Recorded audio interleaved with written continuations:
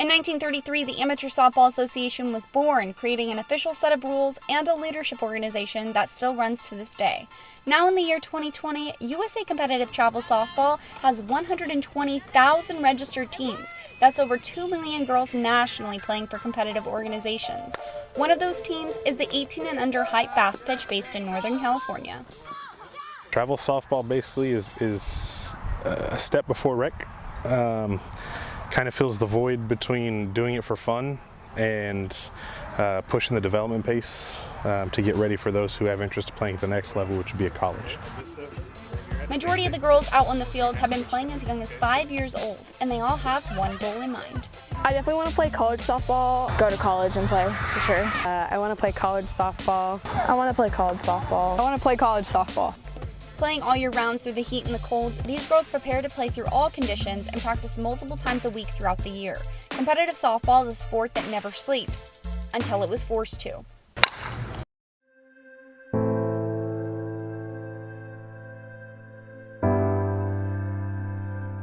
Now to the coronavirus here in the U.S. and the dire new warning tonight as we now head into fall and winter. Dr. Anthony Fauci warning that the death toll could rise to between 300,000 and 400,000 Americans. New confirmed cases, and over the course of the last several weeks, a clear trend line up. The U.S. now has more reported cases of the coronavirus than any other country in the world.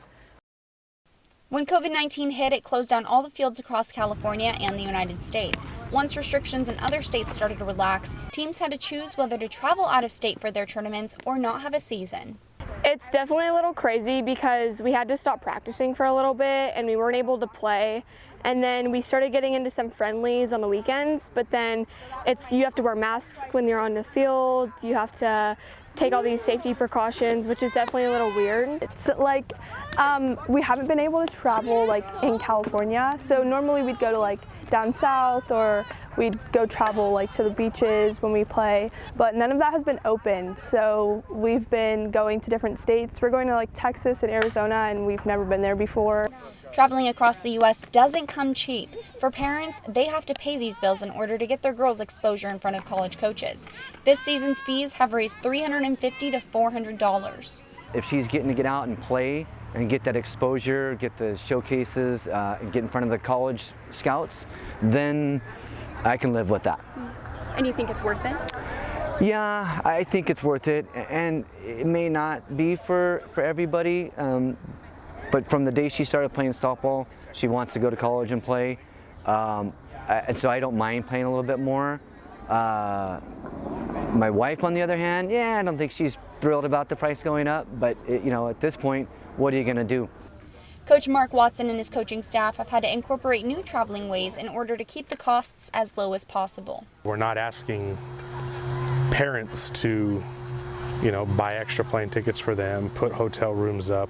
We're trying to help them cope with it by traveling college style, where we can put, our 4 girls into a room.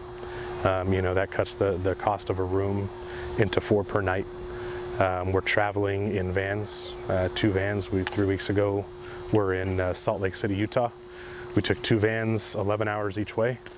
The girls stayed 4 to a room, and we were basically in our own bubble to try and help that. Traveling out of state more frequently isn't the only thing changing. Luckily, hitting the books has become easier to manage. Stay-at-home orders shutting down school districts have moved the classrooms into hotel rooms. So with traveling, it's been really easy, especially now that it's all online. I don't have to worry about missing a class period when it's all online. I can just join my Zoom call, or I've done that a lot. I've joined from hotel rooms, and my teachers will be like, where are you? I'm like, I'm in a hotel, but I'm here. Each team has their own liaison. This is either a coach or a dedicated liaison who is in charge of going around at tournaments and keeps in contact with college coaches to get them interested in their players.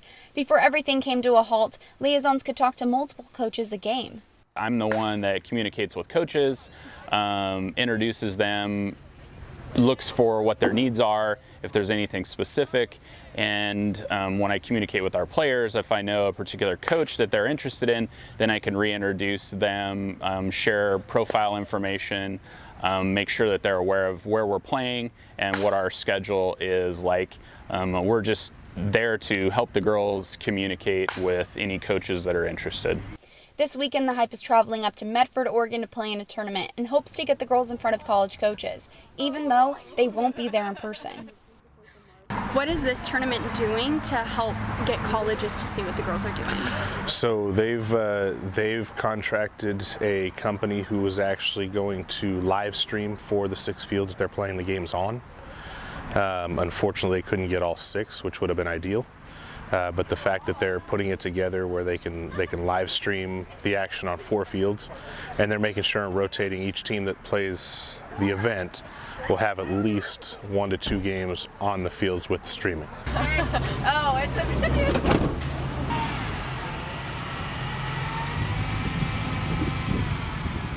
So the Hype just left. They're on their way up to Oregon right now, and as I was talking to them, I realized you'd never be able to see what they're going through.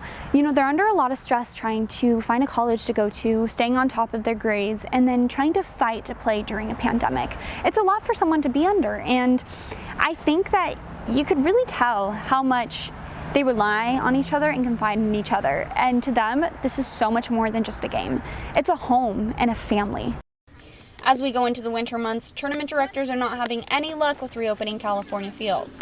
Instead, they're hoping for an early 2021 schedule.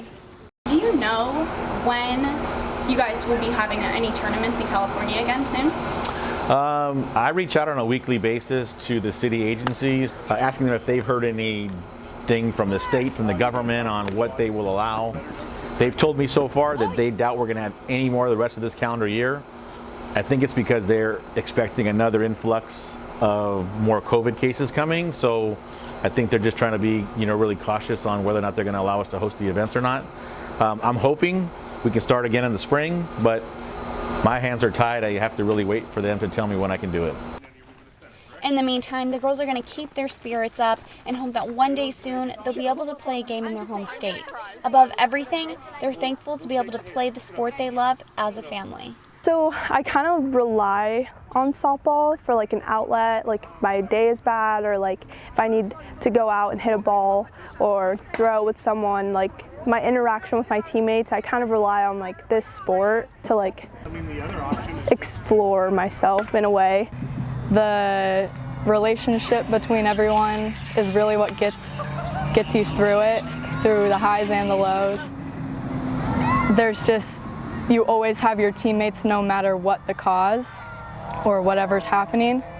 And even though it's a game, it becomes a lifestyle, and it's what you wake up for every day, and it's what you do after when you're in your dreams, and your dreams are playing softball and all that. Hype on 3, 1, 2, 3. Hype! Boom! That one was sick. You guys?